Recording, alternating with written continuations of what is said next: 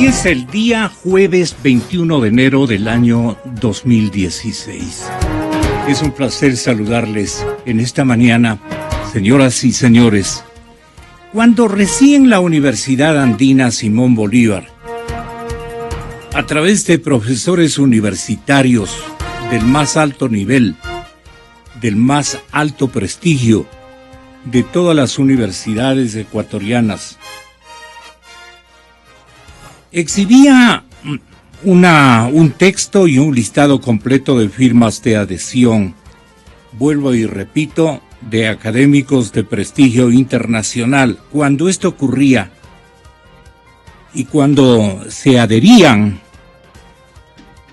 a las autoridades universitarias gente de todo el país, de la talla de Jorge Zavala Egas, de Alexandra Vela, de María Paula Romo, de Jimena Grijalva, de Santiago Guarderas, de Farid Simons, de distinguidos docentes, entre ellos Alejandro Serrano Aguilar, docente también, maestro universitario el señor general Paco Moncayo Gallegos, Rodrigo Fierro, distinguido médico,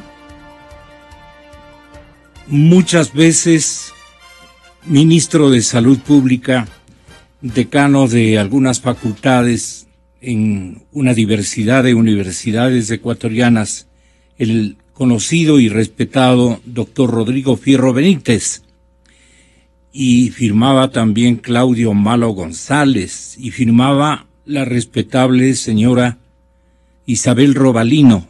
Y ya veo la adjetivización que la gente de Alianza País le debe haber recordado con esas petulancias porque ellos se creen dueños de la edad más corta de la vida. Se creen unos jovencitos, un colectivo de jovencitos que han venido a descubrir, a instalar el cambio. Y ellos no son sino unos repituches, inclusive de montones de gobiernos. Dígase de Virgilio Hernández. ¿En qué gobierno no ha estado Virgilio Hernández? De estos denominados de izquierda. Recordemos, ¿verdad? Recordemos. Cuando recién Julio César Trujillo, Ernesto Albán Gómez, Julio Echeverría, no contamos al señor doctor, al ex rector. Él por delicadeza no se sumó a esta firma de adhesión a la Universidad Andina. Cuando esto estaba recién ocurriendo, cuando León Roldós Aguilera es rector de la Universidad de Guayaquil, cuando Fernando Sempértegui, el rector de nuestra querida Universidad Central, cuando Fabián Carrasco, cuando Jaime Calderón de la Politécnica Nacional, cuando Vicente Vélez, Fabricio Tinajero, rectores y cancilleres de varias universidades de primer nivel, como Larreategui, como Montúfar de la San Francisco, como Joaquín Hernández y Carlos Ortega de la Espíritu Santo, cuando Fidel Márquez, cuando Roberto Pazley de Ecotec, cuando Javier Fernández de la Universidad Internacional, cuando Casagrande también suscribía con la señora G, con Alejandro Rivadeneira y Diego Jaramillo de la Universidad Dos Hemisferios. Y así por el estilo, cuando Alfonso Algora de la SEC también se sumaba a esta adhesión de la Universidad Ecuatoriana a la Universidad Andina y a la designación mayoritaria, fantásticamente mayoritaria, de su nuevo rector, el doctor César Montaño Galarza, ya fue una comisión. de guambritos, inspectores de trabajo, llegaron bien tarde, como que madrugaban. Llegaron a las 5:30, creo, de la tarde, ¿no? Claro, hay actividad académica incesante y obviamente actividad administrativa en cualquier universidad. Pero estos inspectores de trabajo, que no van a donde deben ir, pues. ¿Por qué no van a donde deben ir? Ahora nos visitan aquí, vengan, aquí les vamos a recibir también con todos los informes, pero vienen temprano. Estos inspectores de trabajo llegaron a la Universidad Andina, sí, aquí está la hora, a las 4 de la tarde. Al mando, el señor Leonardo Berrazueta, ministro del Trabajo. Había recibido tempranas, no, pues muy tarde la consigna. Hay un alto dirigente de la izquierda democrática antigua, de la que quieren resucitar por dos vertientes. Se aficionaron de la Universidad Andina, como que no se les advirtiera cuál es el objetivo fundamental. Se han querido adueñar de la Universidad Andina. Y cometen este momento que les resulta académicamente tan improcedente, tan fuera de contexto, con un nivel de actitud, de calidad. ¿Qué va a ser eso? Calidad académica, comportamiento de un magisterio de universidades, de la educación superior, y sin que cuadren en una circunstancia, se han hecho presentes, han ido a averiguar por qué, en definitiva, por qué no empatan los egresos por concepto de IES con las remuneraciones de la Universidad Andina a las autoridades de educación y a toda su plana mayor de maestros, académicos y empleados, algo por el estilo. Bueno, salieron de allí y juraron retornar seguramente esta mañana. ¿Cómo fastidian la vida? ¿Cómo no se dan por vencidos?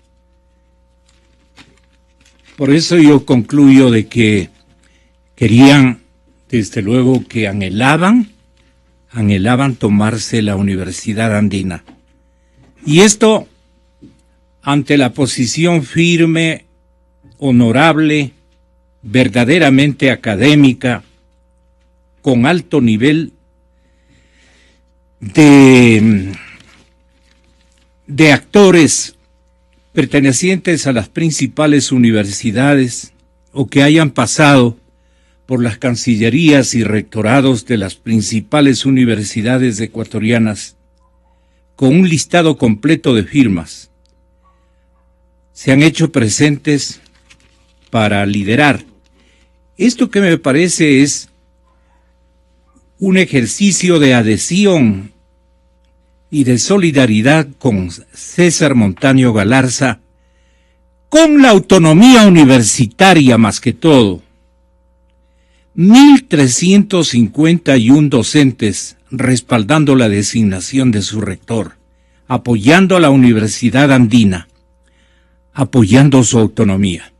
Valía la pena destacar, vayan pensando quién puede ser el que estaba ya listito para tomarse la Universidad Andina y no le pasa, no puede administrar, no puede digerir.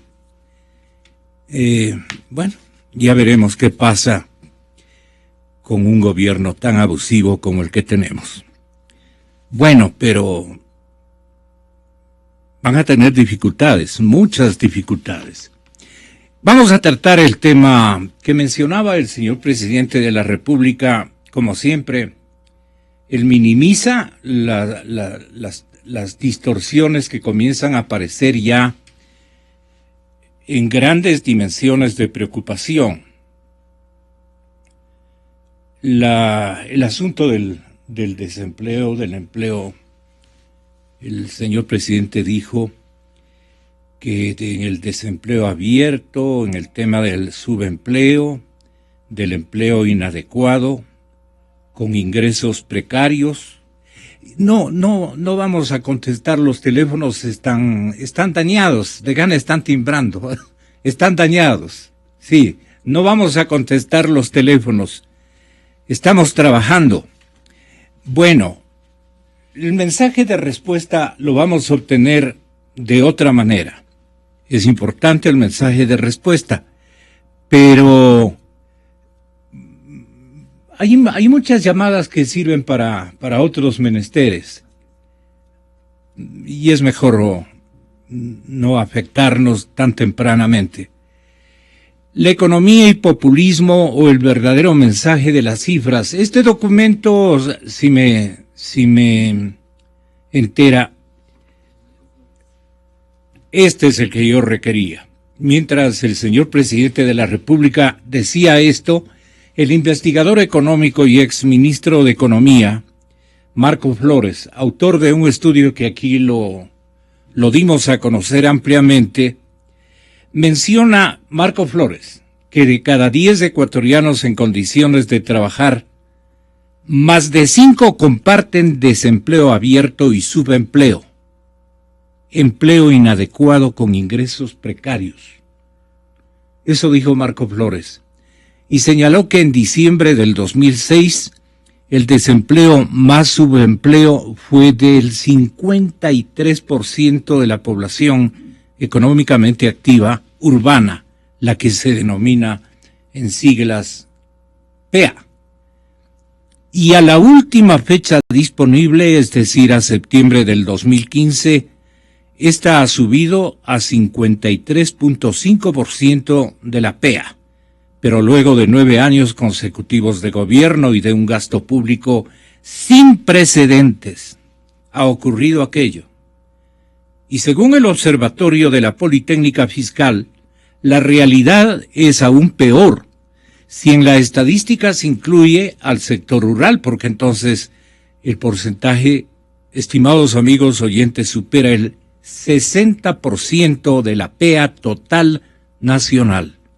Esto no creo que sea la tasa de desempleo más ventajosa, la campeona de la región latinoamericana, como ponderaba el señor presidente de la República.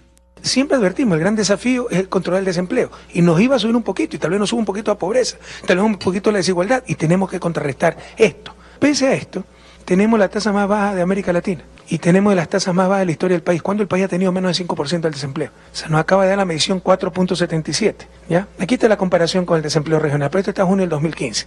Pero póngale 4.77, que es diciembre de 2015. Algunos añoran el modelo neoliberal de derecha. Bueno, hay países neoliberales, Chile, y tenemos una tasa de desempleo mucho más baja. Póngale el 4.77 a diciembre. A todos los países le está subiendo el desempleo, porque todos los países, Chile está en graves problemas por la caída del precio del cobre, etcétera. Asumiendo que se mantenga el mismo desempleo de la mitad del año 2015. Seguimos teniendo el desempleo más bajo de la región. Esa es la verdad. Lo que dijeron a farmacéuticos, si no nos compran a nosotros habrá desempleo, es la amenaza. O sea, ponen como escudos humanos a sus trabajadores. Cuando un buen empresario, el último recurso es despedir a un trabajador. Para ellos el primer recurso es despedir a un trabajador. Entonces, esos son los mecanismos, las estructuras de América Latina que hacen que cuando haya dificultades, aumente desempleo, aumente pobreza, desigualdad.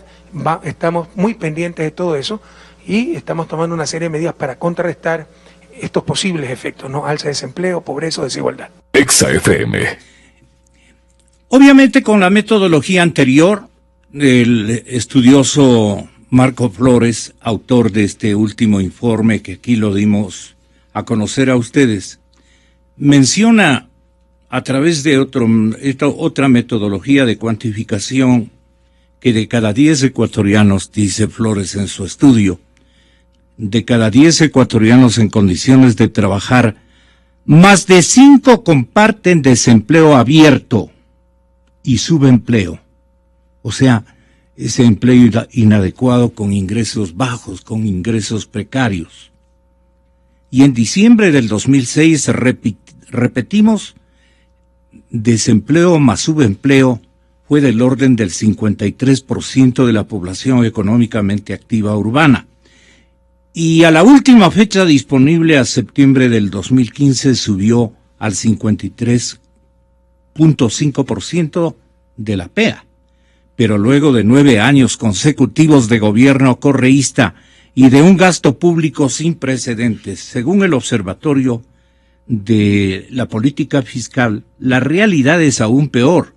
Si en la estadística se incluye al sector rural, esto dice Flores, porque entonces el porcentaje estaría superando el 60%.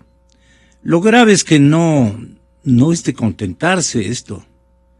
Los dramas para las familias ecuatorianas van a proseguir y cada vez más y más desempleados, subempleados, empresas que en un momento dado amanecerán con esto de decirle a su colaborador de tanto tiempo: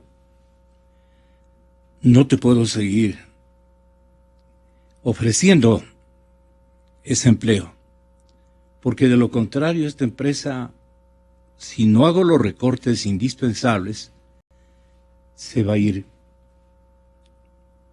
por el río. Y eso me parece que es tremendamente grave.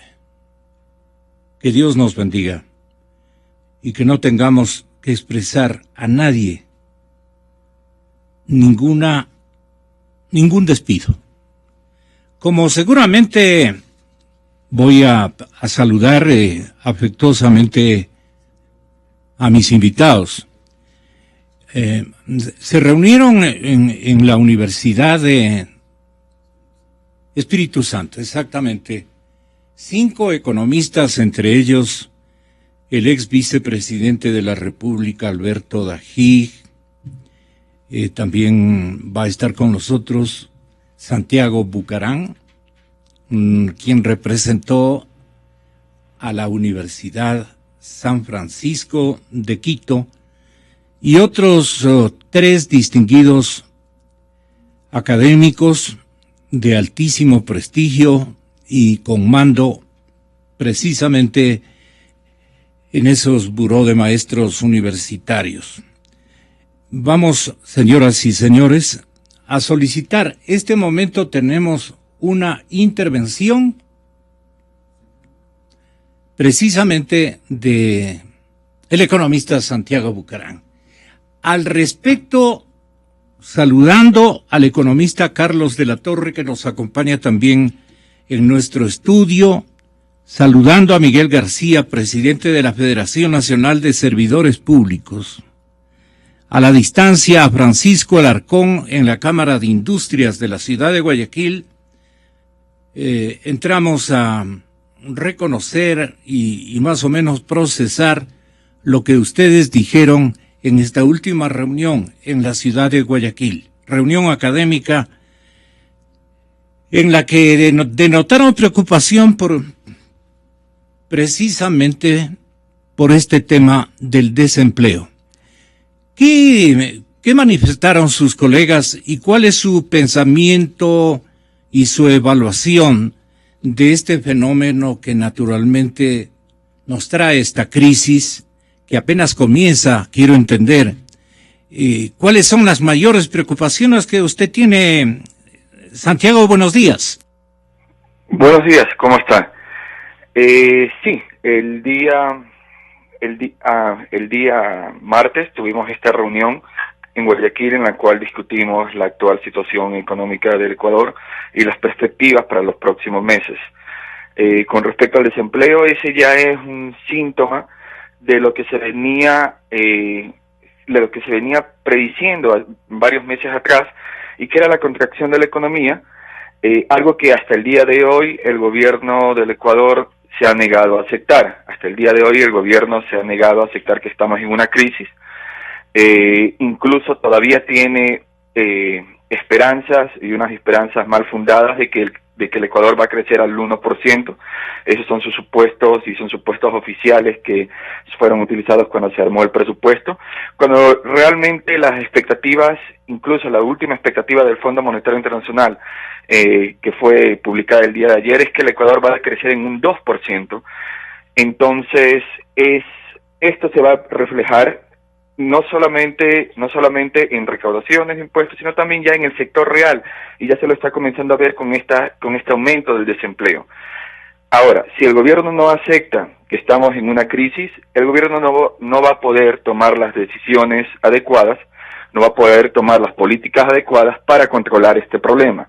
Una de las políticas adecuadas en este momento es generar incentivos reales para las empresas, en este caso un recorte de impuestos e incluso un recorte de tarifas en lo que respecta a materias primas, para que las empresas puedan volver a operar y para de alguna manera quitarle un peso en lo que respecta a la estructura de costos del sector empresarial, y que ese peso no siga afectando y termine conduciendo a una reducción del empleo o despidos masivos. Entonces, el Estado debe entender que la situación es grave, debe reconocer que la situación es grave y debe tomar las medidas adecuadas para generar el incentivo necesario para que el sector empresarial pueda obtener el dinamismo que en este momento se lo necesita, en un momento que es sumamente complicado, y esto solamente se lo puede obtener a través de un proceso de reducción de impuestos, de carga impositiva y de carga de aranceles, y esto está en manos del gobierno, así es que no es que está absolutamente en manos del sector privado, sino que está en manos del gobierno. El señor economista Carlos de la Torre es subdecano de la Facultad de Economía de la Universidad Católica del Ecuador, que nos acompaña también. Veamos qué nos dice sobre este indicador preocupante. Economista, bienvenido, buenos días. ¿Algún estudio en especial o pálpito que usted ha tenido, o estudios que respalden, digamos, algún tipo de vaticinio bueno, malo? ¿Se une usted a las palabras más o menos tranquilas que sobre la tasa de desempleo o subempleo ha exhibido el señor presidente de la República? Muy buenos días, Gonzalo, sí, amigos oyentes. Bienvenido. El empleo, o del otro lado, el desempleo, es quizás una de las variables más importantes desde la perspectiva de su conexión ya con los seres humanos, porque muchas veces los economistas hablamos de cifras, de porcentajes, y olvidamos de teorías, que detrás están seres humanos, y estas cifras tienen ya una conexión directa con historias de padres de familia, de madres, jefas de hogar. Yo creo que tienen que analizarse de una forma precisamente sosegada y desde una perspectiva técnica y académica, dejando de lado su utilización con fines políticos. ¿Ya? Y en ese sentido, yo creo que es importante. Y la recomendación también usted le hace al presidente de la República. En general, porque desde la perspectiva académica lo que tenemos es que enfocarnos en la realidad de las cosas. ¿Ya? ¿Y qué dice esa realidad? Y en ese sentido tenemos que ir evaluando también qué elementos están detrás de esta variable. Es evidente que en una situación de una afectación a la economía va a sentirse esta variable, eso no puede dudarse. Así que evidentemente estamos mirando ya los efectos de los impactos graves que ha sufrido la economía y que está sufriendo la economía ecuatoriana. Estamos ya mirando este momento en el incremento del desempleo y de el empleo que no es adecuado, porque se reduce lo que se llama empleo adecuado, es evidente. El empleo tiene una dinámica, podríamos decir, rezagada frente a los impactos directos que recibe una economía. Es decir, no se lo puede apreciar de manera directa e inmediata, sino que toma unos meses hasta que se empieza a evidenciar lo que sucede en términos del empleo. Pero también hay otro elemento que tiene que tenerse en cuenta. Si bien hay una reacción a ciertos eventos particulares de la economía, también hay un componente estructural de largo plazo que no puede responsabilizarse a un gobierno, a un manejo particular, sino que depende también de ciertas características, y eso tiene que entenderse. ¿Había un arrastre, dice usted? Hay un arrastre histórico, y no solo es del Ecuador, es en general de muchas de las economías de América Latina, precisamente esta variable que antes se llamaba el subempleo, que ahora sería un empleo no adecuado, exactamente, que corresponde precisamente a personas que están desarrollando alguna actividad económica, pero no están recibiendo un salario dentro de lo que establece la ley, ni sus jornadas están dentro de lo que establece la ley. Esto se debe a circunstancias también propias de las estructuras sociales de las economías, en las que de las muchas economías veces de las empresas, de las economías de los países, en general los países en desarrollo presentan esta característica. ¿Por cuánto? Del empleo inadecuado. Exactamente, porcentajes importantes de este empleo, porque existen todavía formas precarias en general de empleo que no están adecuadas a la formalidad, que es donde está el empleo adecuado. Y estas formas precarias son estructurales muchas veces, y que vayan reduciéndose o eliminándose toma mucho tiempo, y eso depende también de cambios estructurales de largo plazo que evidencien las economías. Entonces, ahí haciendo referencia a las cifras del primer estudio que pero usted sí ha se citado, ubica para el análisis en la temporalidad de crisis que estamos viviendo. evidentemente Porque la teoría para una época convencional, digamos, es una. El asunto es que la gente quiere saber si Marco Flores, autor del estudio que acabo de mencionarle, con la metodología antigua o anterior para medir este parámetro, o lo que dice el señor presidente de la República con su metodología nueva, que él la inventó, o quiero entender parte de su equipo fiscal la inventaron, y miden de otra manera. Pero si es que estamos hablando de 53.5 y que podríamos estar arribando con el área rural al 60% de desocupación o de empleo inadecuado, sumado los dos, la cosa se pone tremendamente grave, ¿no? Y en cambio, lo que dice el señor presidente es que su tasa de desempleo y subempleo es la más baja en América Latina. A ver, vamos entendiendo las cifras. En términos de las cifras no hay discrepancia entre lo que dice el presidente y lo que dice el señor Flores. Clarísimo. Inclusive con la otra metodología, los valores no van a ser muy diferentes. Según las estadísticas del INEC, ¿ya? Lo que se llama el empleo adecuado disminuye de 49,28% a 46,50%. ¿Qué quiere decir eso? Que del otro lado, la parte que podríamos decir que es el empleo inadecuado y el desempleo estarían en el orden del 53%. Eso es totalmente consistente con el estudio que usted está mencionando. Pero ahí viene cómo se maneja ese Pero es tasa nacional, ¿no? No, es tasa nacional. No es tasa de Quito, que es una ciudad burocrática, consiguientemente con un sostenimiento más responsable, digamos, serán otras cifras. Pero vamos precisamente a este contraste que usted me está planteando. Entonces, ¿qué es lo que sucede?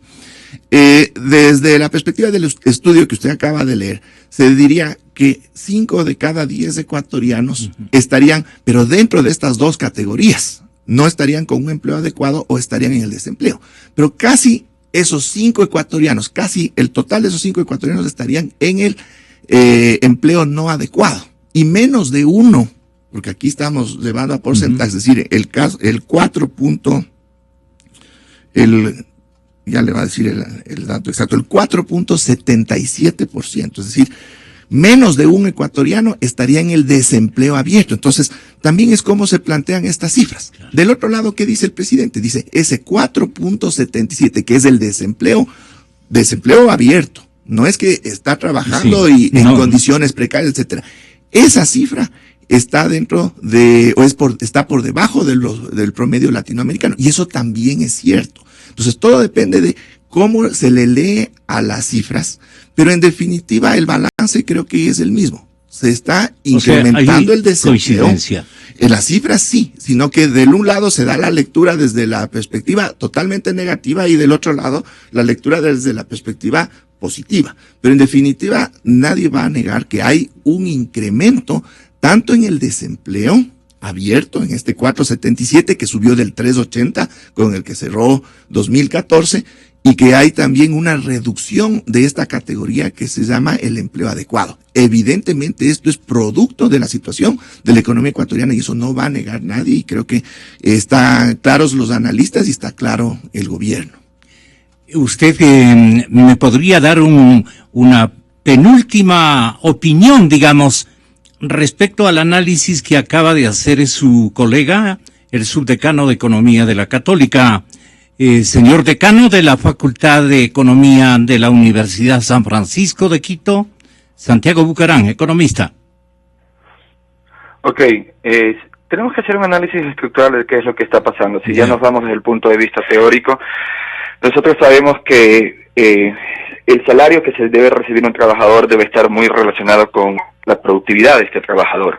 En Ecuador hubo una distorsión muy fuerte que fue generada por el gobierno, a través de la cual se inflaron los salarios en niveles que no estaban relacionados con la productividad del trabajador. Estamos hablando específicamente de la burocracia.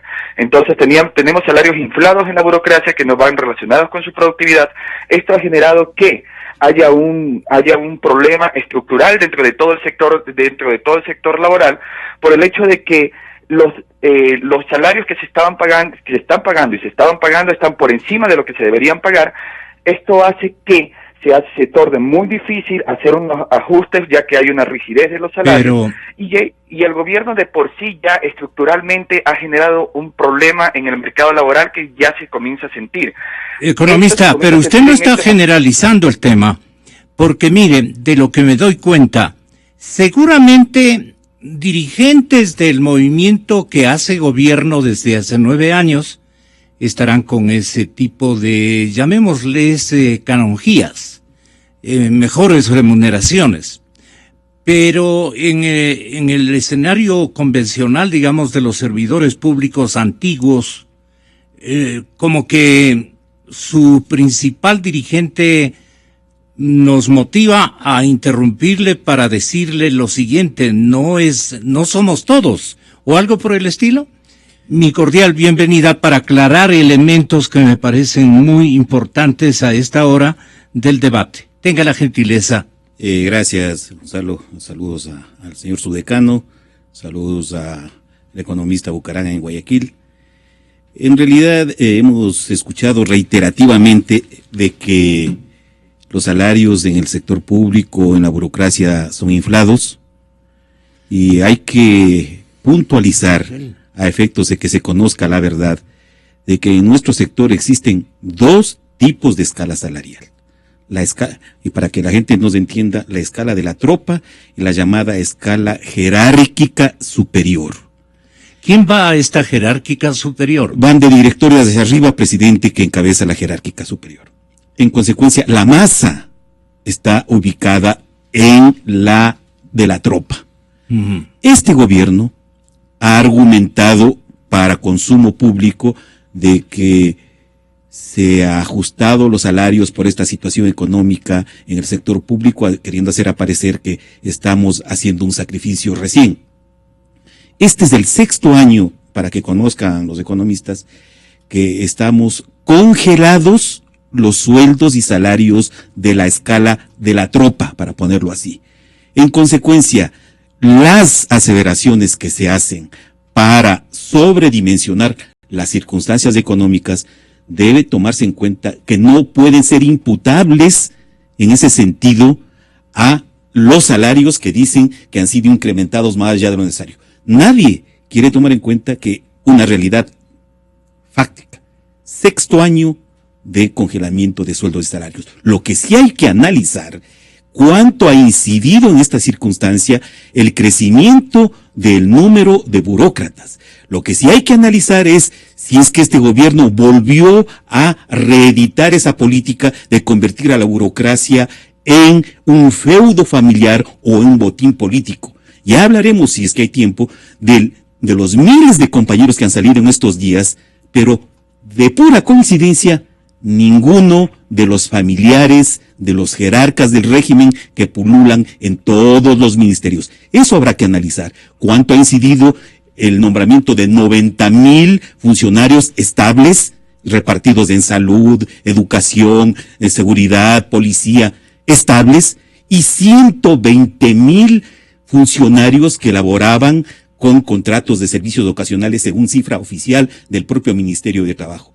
¿Cuántos de ellos ingresaron a la tropa y cuántos de estos ingresaron para ser bien servidos en la jerárquica superior?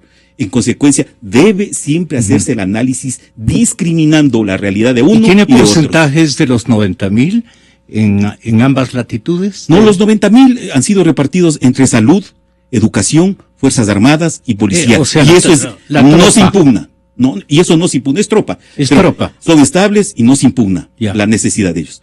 Lo que se impugnaba es la incorporación de 120,000 funcionarios con contratos de servicios ocasionales cuyas remuneraciones están por encima de la escala normal de los empleados públicos y se asimilan más bien a la escala de la jerárquica superior. Este renglón de oficiales digamos, con otro estatus remunerativo e inclusive de tratamiento laboral en el sector público, señor licenciado Miguel García, presidente de la Federación Nacional de Servidores Públicos, ¿usted cree que modifican los informes o los análisis que están haciendo, especialmente los economistas que se han reunido en la ciudad de Guayaquil? ¿Modifican? Pero claro que sí, porque hay que analizar de que solo un pequeño sector ha tenido determinadas canonjías. Por ejemplo, se ha normado y se ha regulado en la ley que solo el nivel jerárquico superior tenían acceso, por ejemplo, a una compensación por vivienda que representaba $1,000 mensuales. Solo la jerárquica superior tenía acceso, y está normado por el Ministerio de Trabajo, a un bono de eficiencia que en el 2014 recibieron los jerarcas con un promedio de $7,000 semestrales. ¿Y qué se necesitaba para ser jerarca? Tener un buen padrino y, de pura coincidencia, tener apellidos de los jerarcas del régimen. Aquí hay que decirlo con frontalidad.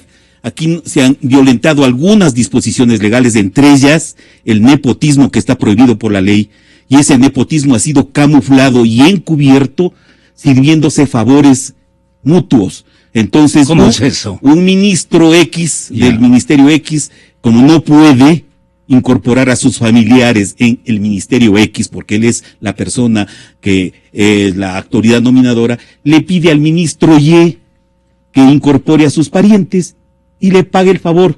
Yo le incorporo a tus parientes, tú a los míos. Entonces aquí pululan familiares. ¿Ustedes han podido comprobar eso? Absolutamente, pululan. Ahora ya están saludando estos señores desde que se han enterado que el presidente de la República, su patrón, ya no va a reeditar el asunto. Ya contestan el saludo, hay un cambio significativo, se les ve temblorosos, se les ve ya muy recogiendo papeles, están luego muy preocupados. En consecuencia, me dará la oportunidad ¿Qué de papeles se recogen? Que no quede ninguna... Pero recogen inútilmente, porque nosotros recogimos antes para identificar cuánta mano limpia y cuánto corazón ardiente ha habido en nuestros jefes. Creo que vamos a llegar ustedes tienen insumos para decirle al país. Cada uno de los compañeros de los ministerios ha tenido esa patriótica decisión de recabar la documentación para demostrar cuántas manos limpias había en nuestros jefes y cuánta pobreza han generado los señores para sí mismos, porque dicen que se han sacrificado. Pero lo que sí me dará la oportunidad usted, Gonzalo, es expresar las circunstancias que están en este momento sufriendo los compañeros que han salido. El presidente de la República, usted escuchó, dijo que no iba a salir ni uno solo, dijo que es una tragedia, tras la salida de alguien es una tragedia, y eso es verdad. Y desde el punto de vista humano, como lo expresaba el señor subdecano, tras de un puesto de trabajo hay una familia, hay un sustento, hay un proyecto terrible. La viceministra de Trabajo, en una comparecencia oficial a la Asamblea Nacional, exactamente a la Comisión de los Derechos de los Trabajadores, donde también fuimos convocados y está grabado, aceptó que eran 120,000 los contratados. En consecuencia, contratados servicios ocasionales. El señor ministro de Trabajo actual, el señor Resueta, me parece, hace pocos días afirmó que ya son 90,000. Misma fuente, diferentes cifras. En consecuencia, se puede asimilar que si sale de la misma fuente, ya podemos sacar la primera conclusión de que 30,000 no fueron renovados. Nosotros aquí en Quito llevamos hasta la capacidad que tiene la organización, al menos un registro, y ya nos siguen llegando, de que aquí en Quito salieron del sector público 6,000 personas en el sector público. Eso es una tragedia, pero la pregunta es, ¿salieron los que tenían que salir? ¿Y se quedaron los que tenían que quedarse? Y la primera aseveración es del hecho de que parientes no han salido. Creo que esperarán los últimos meses para irse en conjunto con el padrino. Pero además, lo que yo traigo como misión de los compañeros es denunciar las irregularidades que están pasando en el Instituto Ecuatoriano de Seguridad Social, puesto que aquellos compañeros que pierden su trabajo, lo primero que se hace, lo obvio, recabo mis ahorros para sustentarme el tiempo que pueda. Al sacar o al pretender sacar los fondos de reserva, se han encontrado con circunstancias gravísimas que aquí tengo para dejarle la documentación. Si usted me permite, perdón que me alargue. Es un caso específico, un compañero que aportó 87 meses, equivalentes a 7 años, 3 meses acumuló los fondos de reserva. Como total de aporte y de ahorro tenía $11,431.11, más los intereses que han generado este ahorro, $2,163.75. Se supone que disponía Gonzalo de un capital de $13,594. ¿Se alegró? Bueno, voy a sobrevivir unos meses con mis ahorros de $13,594. A renglón seguido, le deducen de estos 13,000 por concepto de gastos administrativos del IES $4,193. No es creíble eso. Está la documentación de los 13,594 que ha ahorrado en 7 años por gastos administrativos, le deducen $4,193.16, y ante la necesidad del compañero dice, antes que me atraquen más, saco. Va a sacar y resulta que una nota que están sufriendo todos los servidores públicos. No existe, la nota dice textual así, no existe un valor disponible de fondos de reserva porque la cuenta tiene un bloqueo total. Averiguado, ¿quién bloquea? Bloquea el IES. O sea, el IES bloquea ex profeso la posibilidad de que todos los empleados públicos que han ahorrado sus fondos de reserva no puedan sacarlos. ¿A qué conclusión llevamos? Primero, la sorpresa es general. Más del 30% que le deduzcan de sus ahorros por gastos administrativos, esto es lo más similar a un atraco. Segundo, ¿qué es lo que pasa? Que ni siquiera con esa merma podemos sacar el dinero que nos corresponde por derecho, porque es nuestro ahorro. Eso le dejo para la discusión y eso es parte del insumo que todos los días estamos sufriendo y que seguramente ojalá no se vincule a la situación económica y ojalá no sea que le han metido mano también a nuestros fondos. Este es el escenario real, señores economistas. Carlos de la Torre, señor economista Santiago Bucarán. ¿Qué dicen ustedes? Entonces, recomenzando con Santiago Bucarán, ustedes no tienen todavía los insumos reales de lo que puede estar ocurriendo, no solamente en el ámbito eminentemente burocrático, sino que con este comportamiento de la institución de seguridad social, todo queda blandengue, digamos, todo parecería ser un indicador relativo. Es un complemento a la no lectura coherente de lo que está ocurriendo en este momento, incluso para calcular la afectación del desempleo, el subempleo, el empleo precario, etcétera, etcétera. Nos hace falta insumos, realidades, para saber realmente qué es lo que está ocurriendo con estas mañoserías. Bueno, pues quien quiera puede decir, somos la tasa más interesante en el planeta o en la región. ¿Cómo le parece a usted y cómo le parece a usted, economista de la Torre? Tengan la bondad, decano y subdecano. Vamos con la Universidad San Francisco y Santiago Bucarán. Bueno, esto lo hemos venido repitiendo varias veces. Hay un problema de transparencia sumamente grave en las cifras del gobierno. Esto no solamente está en el lado de cómo se está utilizando, por ejemplo, los fondos del Instituto Ecuatoriano de Seguridad Social, sino también, por ejemplo, en temas como las prebendas petroleras hacia China y otros temas como el manejo de la deuda, etcétera. Basado en la información que se tiene disponible, estamos en una situación muy grave, pero quizás la situación sea mucho más grave de la que nosotros creamos, y esa es la razón por la cual durante varios meses, varios economistas, varios analistas nos hemos pedido que el primer paso, el primer paso es aceptar que se está en una crisis, y el segundo paso es un baño de transparencia. El gobierno debe transparentar todas sus cifras y aquello que ha sido o se lo ha mantenido en secreto, que son, por ejemplo, los contratos de deuda, las prebendas petroleras, cómo se está manejando el dinero del IES, etcétera, etcétera, etcétera, hacerlo público y hacerlo transparente, porque es necesario en este momento saber en qué situación estamos. Y Correcto. Lo más probable es que la situación en la cual estemos sea mucho peor de la que nosotros creemos. Ahora, decir que esto no es culpa del gobierno no es cierto. El gobierno nos puso en una posición de vulnerabilidad sumamente grave. No necesitamos irnos muy lejos. Bolivia, siendo un país muy similar a nosotros y teniendo una instituciones políticas y un manejo político muy similar al nuestro, hizo las previsiones que tenía que hacer, tuvo el ahorro que tenía que tener, y en este momento no están sufriendo los problemas que nosotros estamos sufriendo.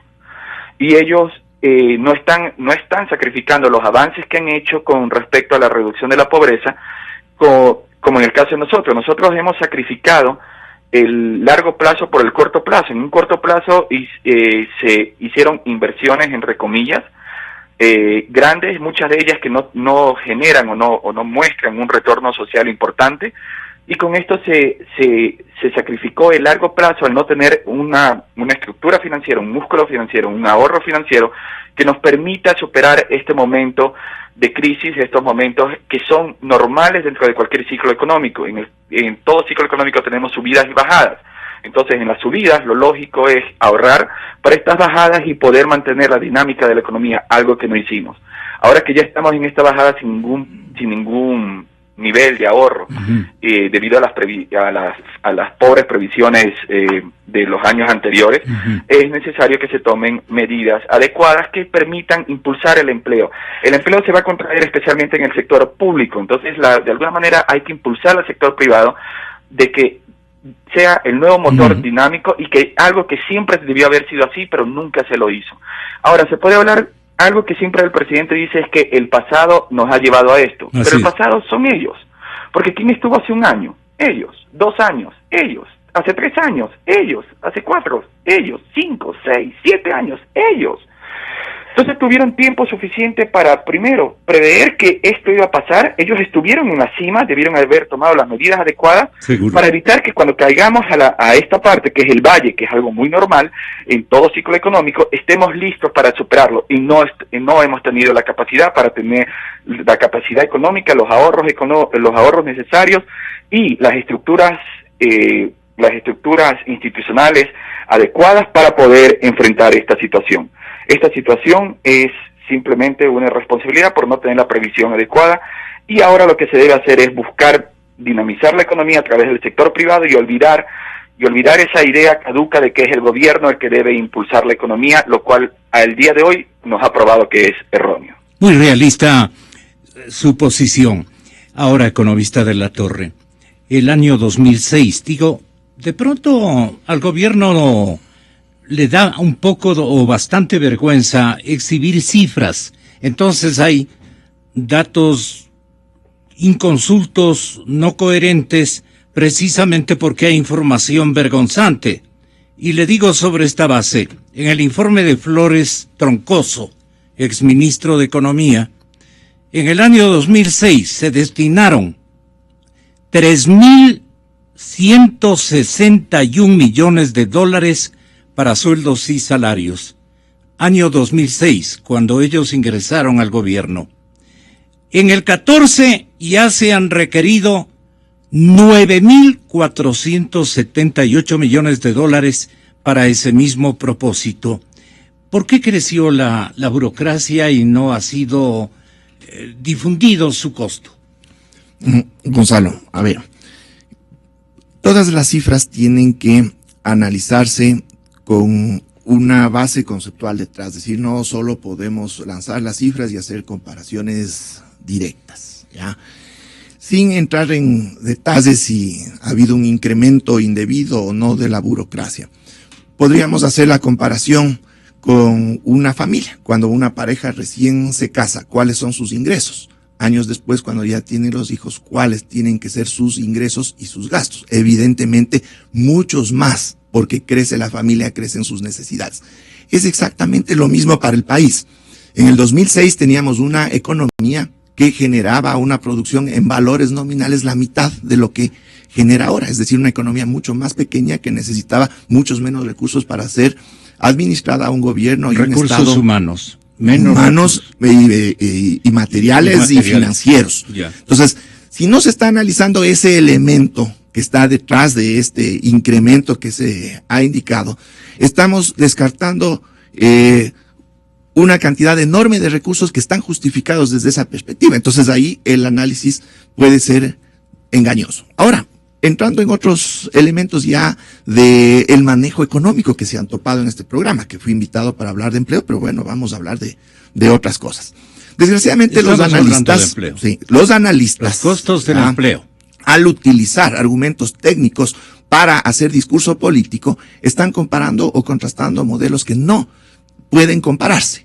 El modelo que se trata de imponer de alguna manera o que se dice que debió haberse aplicado y no se ha aplicado. Vamos analizando el modelo ortodoxo, inclusive podríamos decir el modelo neoliberal que nos dice hay que generar los ahorros. Es un modelo que tiene un objetivo clarísimo. El objetivo es el de la estabilidad fiscal para generar precisamente una situación en que el gobierno tiene los recursos y puede moverse adecuadamente en un nivel de operación de la economía y deja el espacio para que sea la iniciativa privada la que impulse el desarrollo de la economía. Ahí está articulado el tema de la inversión extranjera, etcétera. Entonces, supone este modelo que con estabilidad fiscal y una perspectiva de un mantenimiento de un orden financiero en las finanzas públicas, el resto se va a dar desde la iniciativa privada. Entonces ahí viene el tema del ahorro. ¿Y eso es un error? No, es un modelo que tiene un objetivo clarísimo, que es este.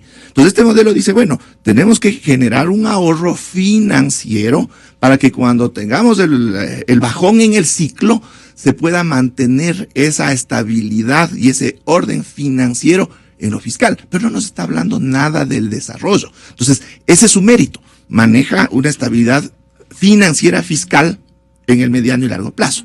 Pero acá hay otro modelo. Pero no me ha guardado nada el modelo que estamos practicando. Ahorro financiero. Ahorro financiero. Ahora, el otro esquema. ¿Por qué le cambia de nombre? No, porque el ahorro financiero es monedas y billetes. Pero el ahorro en economía, que se traduce en inversión, no solo es monedas y billetes. Pero usted no puede vender una carretera para poder compensar la plata que le va a hacer falta. Ese es el error, Gonzalo. Pensar en que se puede, que sea fungible el uno con el otro. Ahora te explico el otro modelo. El otro modelo lo que apunta es a generar desarrollo, ¿cierto? Desde el sector público, desde el Estado. Entonces, ¿qué implica eso? La utilización de los recursos del Estado para impulsar producción. Entonces, más allá del tema burocrático, vamos a ver a dónde se han dirigido recursos. Se han dirigido recursos ciertamente al sector público, pero ¿a qué? A mejorar el sueldo de maestros, a mejorar el sueldo de médicos, a construcción de infraestructura hospitalaria y infraestructura educativa. ¿A dónde apunta esto en el largo plazo?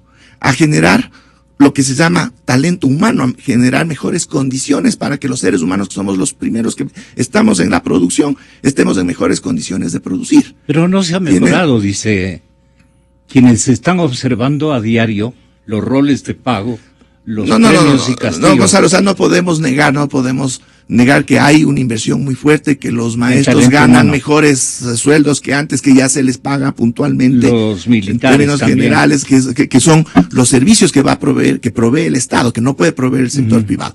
Del otro lado, evidentemente hay inversiones enormes, que todavía no vemos los resultados, 8 proyectos hidroeléctricos. Pero ¿para qué están estos proyectos hidroeléctricos? Para generar energía barata y limpia, que es el otro factor fundamental para poder generar producción. Porque de lo contrario, ¿qué pasa? En el modelo de el ahorro y de mantenernos en el mismo nivel, ¿dónde vamos a ubicarnos? En el mismo lugar que está nuestra economía, una economía primario exportadora. ¿Qué es lo que estamos exportando al mundo? Estamos exportando café, camarón, flores, cacao y el petróleo, que es, no sé si ha sido bueno o malo, porque así como nos ha generado muchas ventajas, también lo suyo es bastante discutible, ¿no? Bueno, esos son visiones. Esto es un tema de economía política y no podemos compararlo uno con otro. Son visiones que apuntan a objetivos diferentes. El uno es un objetivo de desarrollo con la desventaja. Evidentemente el modelo, segundo, de la inversión pública, ¿ya?, tiene la grandísima desventaja de que en el corto plazo, cuando se tiene estos problemas financieros, efectivamente hay un problema financiero, un hueco financiero, pero apunta a un objetivo de desarrollo. El otro modelo no apunta a un objetivo de desarrollo, apunta precisamente a un objetivo de estabilidad financiera en lo fiscal y lo logra desde esa perspectiva. Entonces son dos cosas diferentes y es una decisión de a qué objetivo se apunta el manejo económico. Ayer me comprometí con el señor alcalde de la ciudad a ofrecerle un espacio en el que él pueda explicar el tema que tiene que ver con la construcción y los costos de el metro de Quito. Ayer hubo una información en ese sentido que el señor alcalde